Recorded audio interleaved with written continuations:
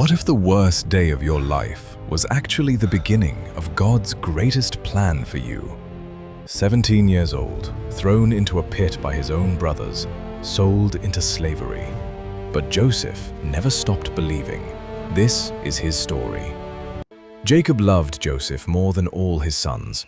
He gave him a stunning coat of many colors. Joseph started having dreams that one day his family would bow to him. He shared them openly. His brothers' jealousy turned to hatred. They ripped off his coat, threw him into a dry pit, and sold him to traders for 20 pieces of silver. They faked his death and broke their father's heart. Joseph was taken to Egypt as a slave, everything lost, except his faith in God. The Lord was with Joseph. He prospered in everything he did. Potiphar put him in charge of his whole household. But Potiphar's wife tried to seduce him. Joseph refused, saying, "How can I sin against God?" She lied and had him thrown into prison. Prison was dark, cold, and full of despair. But Joseph did not let his circumstances define him. Even behind bars, the Lord was with him. The warden quickly noticed Joseph's integrity and put him in charge of all the other prisoners. Joseph served faithfully, caring for those around him with the same excellence he had shown in Potiphar's house. One day, two important men from Pharaoh's court were thrown into the same prison, the chief cupbearer and the chief baker. Both of them had strange, troubling dreams on the same night. When Joseph saw their sad faces the next morning, he didn't ignore them. He asked, "Why are your faces downcast today?" They told him their dreams. Joseph listened carefully and said something powerful. "Do not interpretations belong to God? Tell me your dreams." He listened to the cupbearer's dream first. Then, with God's wisdom, Joseph gave him the meaning. "In 3 days, Pharaoh will lift up your head and restore you to your position." To the baker, he gave a very different word. In 3 days, Pharaoh would have him executed. Joseph didn't speak from his own wisdom. He gave credit to God.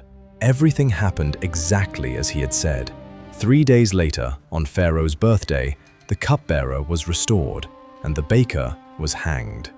Before the cupbearer walked out of prison a free man, Joseph made a simple but desperate request. "Remember me when it goes well with you. Mention me to Pharaoh and get me out of this place." The cupbearer promised, but then he forgot. 2 full years passed. Joseph remained in that dark prison, innocent, forgotten, and still trusting God. Most men would have become bitter. Most would have stopped praying. But Joseph kept believing that the same God who gave him dreams in Canaan was still in control, even in the dungeon. Then, one night, Pharaoh himself had 2 disturbing dreams. In the first, 7 fat, healthy cows came up from the Nile and were devoured by 7 skinny, ugly cows. In the second, 7 full, healthy heads of grain were swallowed by 7 thin, scorched heads. Pharaoh woke up deeply troubled. That's when the chief cupbearer finally remembered. He told Pharaoh about the young Hebrew prisoner who had correctly interpreted his dream 2 years earlier. Pharaoh immediately sent for Joseph. They rushed him out of the dungeon. He shaved, changed his clothes, and stood before the most powerful man in the world. Pharaoh said, "I have heard that you can interpret dreams." Joseph answered with humility and bold faith, "It is not in me. God will give Pharaoh a favorable answer." Pharaoh told him the dreams. Joseph explained them clearly and without fear. Both dreams mean the same thing. God has shown Pharaoh what he is about to do. 7 years of great abundance are coming to Egypt. But after that, 7 years of severe famine will strike the land, so severe that the years of plenty will be completely forgotten. Then Joseph gave Pharaoh practical wisdom from God. Appoint a wise man to store up grain during the 7 good years, so that the people will not starve during the famine. Pharaoh was amazed. He looked at his officials and said, "Can we find anyone like this man, in whom is the Spirit of God?" He turned to Joseph and declared, "Since God has shown you all this, there is no one so wise and understanding as you. You shall be over my house, and all my people shall order themselves as you command." Only I will be greater than you." At just 30 years old, Joseph went from the prison floor to the second most powerful position in the greatest empire of the ancient world. God had taken him from the pit to the palace in one day. Joseph immediately began organizing the storage of grain.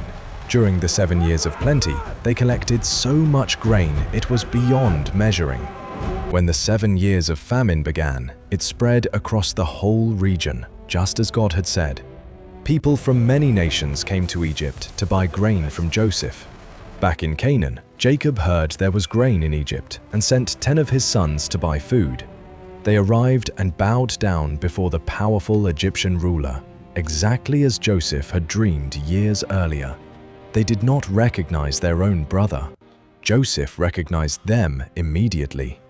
He spoke to them harshly through an interpreter and accused them of being spies. He tested them to see if their hearts had changed. He demanded they bring their youngest brother Benjamin to prove their story.